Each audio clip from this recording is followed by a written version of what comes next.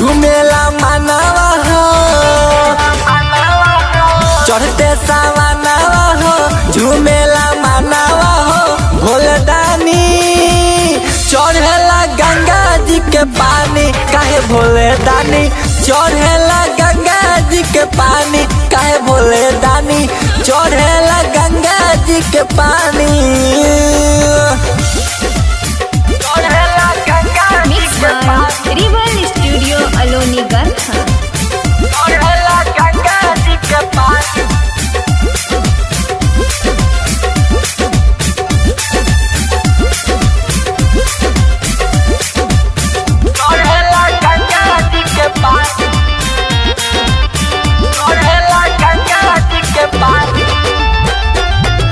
भंगिया धतूरी रउआ मन काहे भावे, मेवा मिठाई ना केहू चढ़ावे।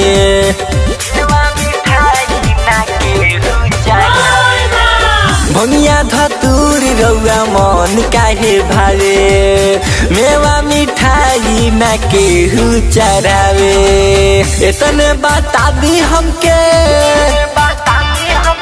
श्रद्धा पूरा दी मन के, इतने बता दी हमके श्रद्धा पूरा दी मन के।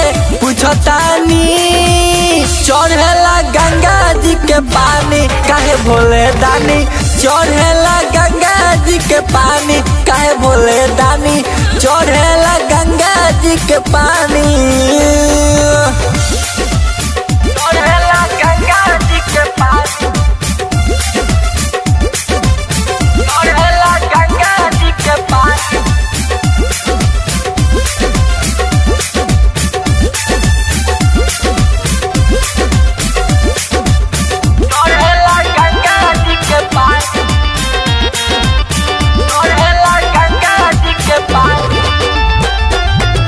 जाटा से बहेली जब गंगा जी के पानी, तब तो चढ़ावे लोग काहे अगरदानी।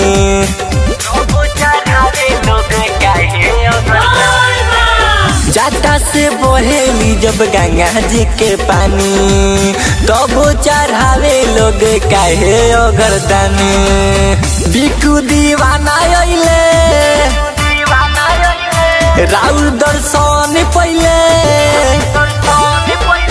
बिकू दीवाना अइले राउर दर्शन पहले।